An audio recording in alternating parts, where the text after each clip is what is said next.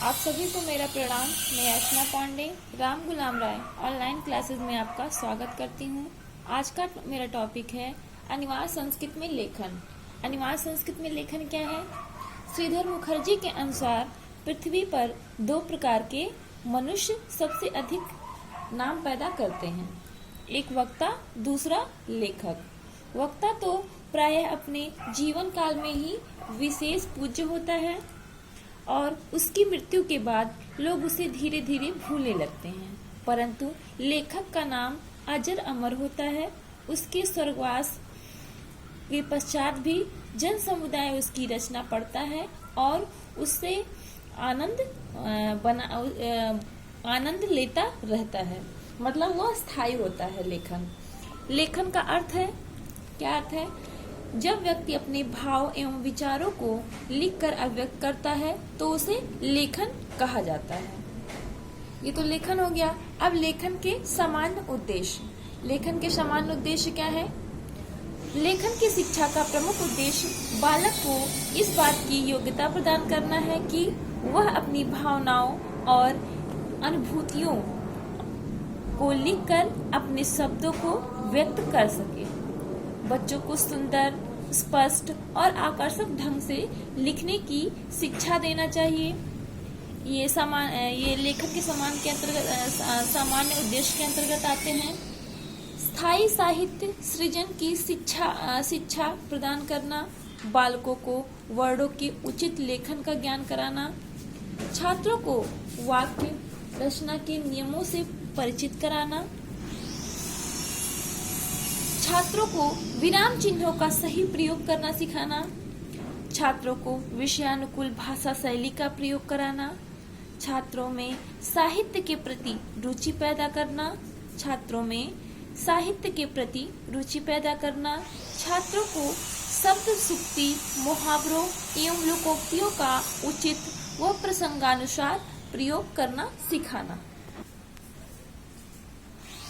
अब आते हैं लेखन के विशिष्ट उद्देश्य। लेखन के विशिष्ट उद्देश्य कौन कौन से हैं?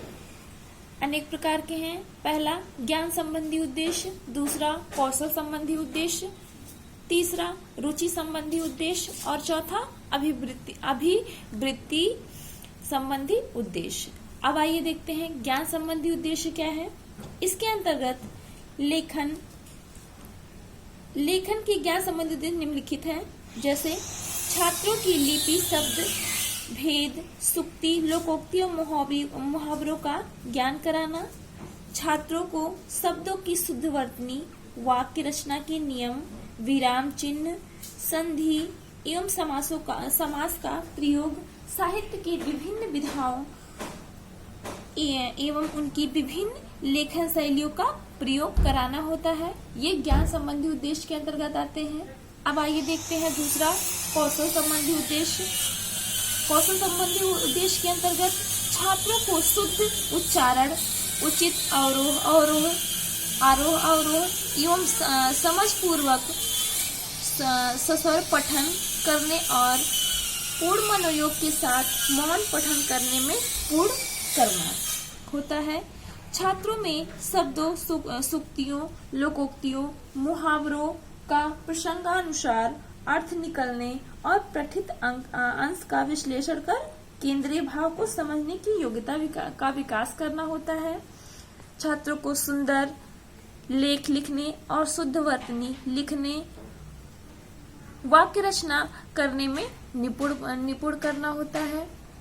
अब आइए तीसरा देखते हैं, रुचि संबंधी उद्देश्य।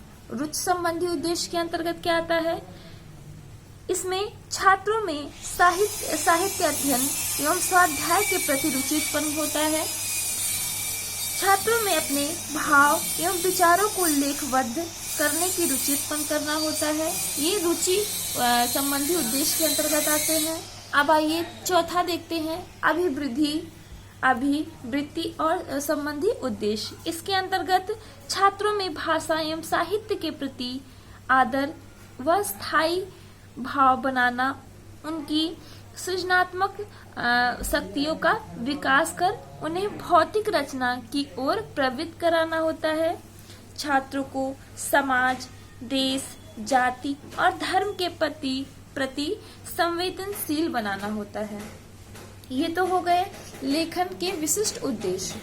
अब आइए अगला देखते हैं पॉइंट, लेखन का महत्व। लेखन का महत्व क्या होता है? इसके अंतर्गत विचारों को सुरक्षित रखने के लिए लिखित अभियोग्यता की आवश्यकता है। लिखकर हम अपने विचारों को सदियों के लिए स्थायित्व प्रदान कर सकते हैं। मतलब लिखित लेखन जो होता है वो स्थायी होता है। दैनिक जीवन का विवरण कर रखने, घर पर दैनिक हिसाब किताब रखने के लिए लिखित भाषा का प्रयोग करना पड़ता है। आधुनिक शिक्षा प्रणाली की प्रमुख विशेषता परीक्षा है।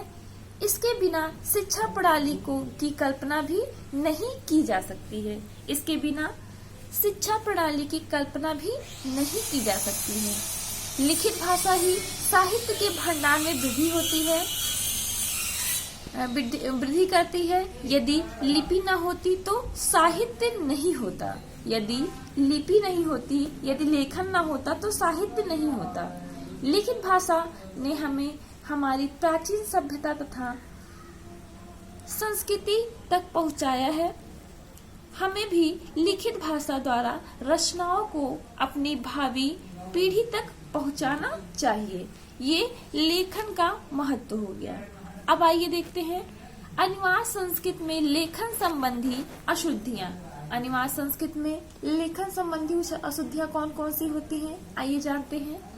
पहला पॉइंट है, लिखते समय छात्र उचित मुद्रा में नहीं बैठते हैं। लिखते समय छात्र उचित मुद्रा में नहीं बैठते हैं तो उन्हें लेखन संबंधी अशुद्धियां करते हैं। अगला, लेखन अभ्यास में कमी भी अशुद्धता का कारण है। अब अगला देखते हैं, लेखन को सही ढंग से पकड़ कर न लिखने से, कलम को सही ढंग से पकड़ कर न लिखने से भी अशुद्धियां होती हैं। विराम चिन्हों का उचित प्रयोग न होने पर भी लेखन में अशुद्धियां होती हैं। वर्णों तथा शब्दों के ऊपर सिरोरेखा न खींचना भी लेखन संबंधी अशुद्धता होता है। अक्षरों एवं शब्दों के मध्य के अंतराल का ज्ञान न होने पर भी लेखन में त्रुटि हो जाती है। अनुस्वार एवं अनुनासिक का ज्ञान न होने पर भी लेखन में अशुद्धता आ जाती है। अक्षरों एवं शब्दों के मध्य के अंतराल का ज्ञान न होने पर भी लेखन में त्रुटि हो जाती है। अनुस्वार एवं अनुनासिक का ज्ञान न होने पर भी लेखन में अशुद्धता आ जाती है। अब आइए देखते हैं अनिवार्य संस्कृत लेखन संबंधी अशुद्धियों को दूर करने के उपाय। इसके अंतर्गत लेखन में अनुस्वार एवं अनुनासिक का प्रयोग होता है। लेखन में हलंत का प्रयोग कैसे होता है, लेखन में विसर्ग का प्रयोग कैसे होता है, इसको जानते हैं। तो आइए पहला पॉइंट है, लेखन में अनुस्वार एवं अनुनासिक का प्रयोग।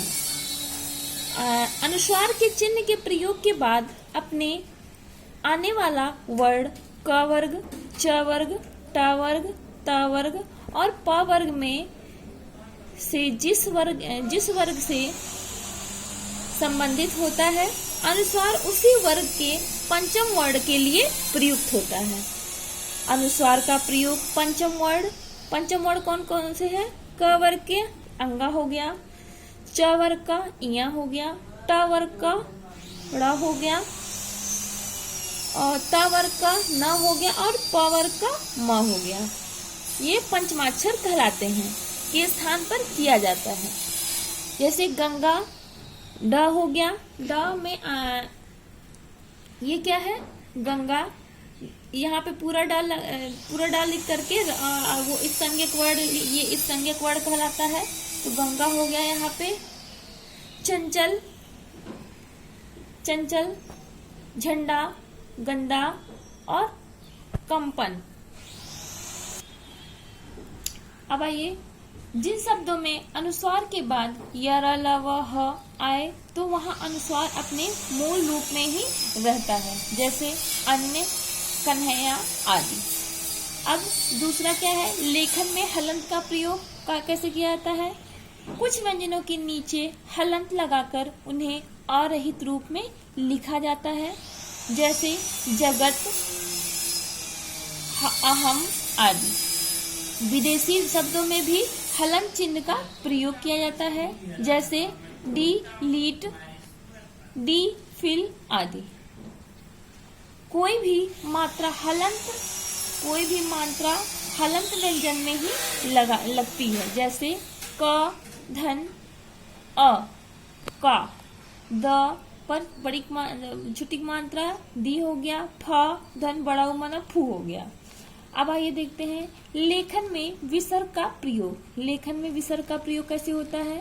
तत्सम शब्दों के अंत में प्रयुक्त विसर्ग का प्रयोग अनिवार्य है, जैसे अतः, पुनः, स्वतः, प्रायः, मूलतः, अतः, अंततः आदि।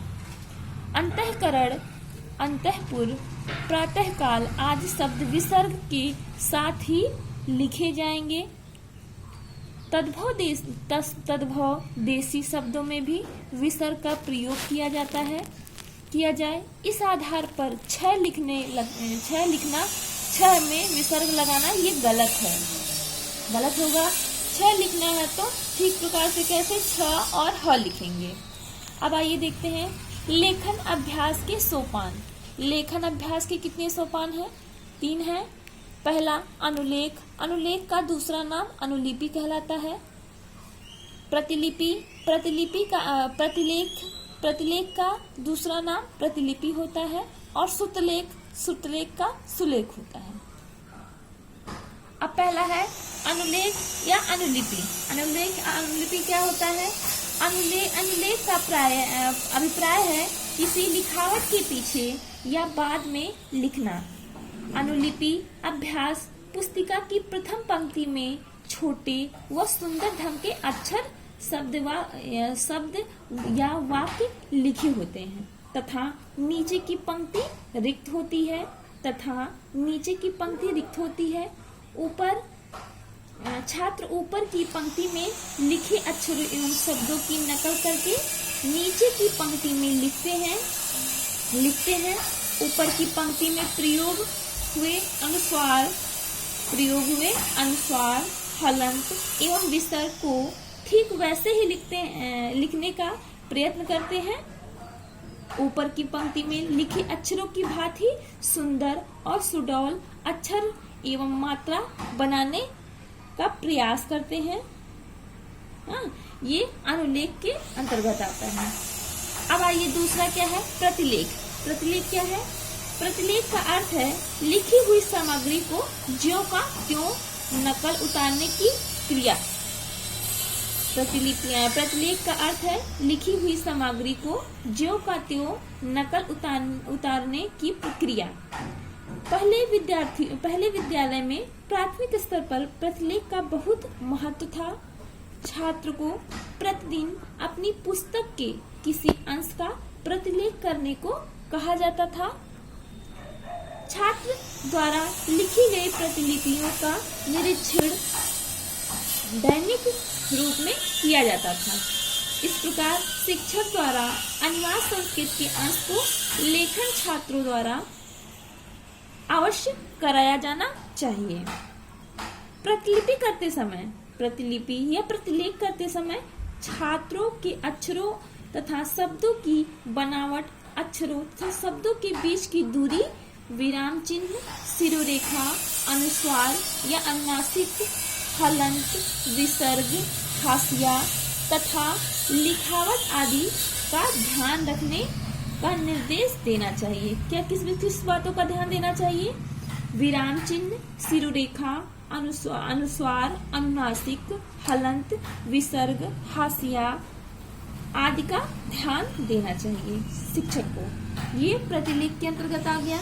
अब आइए देखते हैं श्रुतलेख। श्रुतलेख क्या है? श्रुतलेख का अर्थ है सुनकर लिखना। श्रुतलेख का अर्थ है सुनकर लिखना। इसमें अध्यापक बोलते जाते हैं तथा छात्र तेज गति से लिखते जाते हैं। इसमें शिक्षक बोलता है और छात्र तेज गति से लिखते जाते हैं। जब बालक अनुलेख तथा प्रतिलेख में कुशलता प्राप्त कर ले तभी श्रुतलेख का अभ्यास कराना चाहिए। शिक्षक छात्र के लेखन का परीक्षण भी श्रुतलेख के माध्यम से कर सकते हैं। अनिवार्य संस्कृत का विषय श्रुतलेख कराते समय छात्रों को हलंत, अनुस्वार, विसर्ग, विभक्तियां एवं कारक आदि पर ध्यान देने के लिए भी निर्देश देना चाहिए। संस्कृत भाषा के शुद्ध लेखन के लिए छात्रों को भाषा की ध्वनियां आज से परिचित कराना चाहिए। श्रुतलेख के द्वारा बच्चों को वर्तनी की भी शिक्षा मिलती है तथा वे विराम चिन्ह आदि भी लगाना सीखते हैं। ये श्रुतलेख के अंतर्गत आया है। तो यहाँ पे लेखन अभ्यास के सोपान अनुलेख, प्रतिलेख, श्रुतलेख यही समाप्त होता है। आज का मेरा टॉपिक अनिवार्य संस्कृत में लेखन यही समाप्त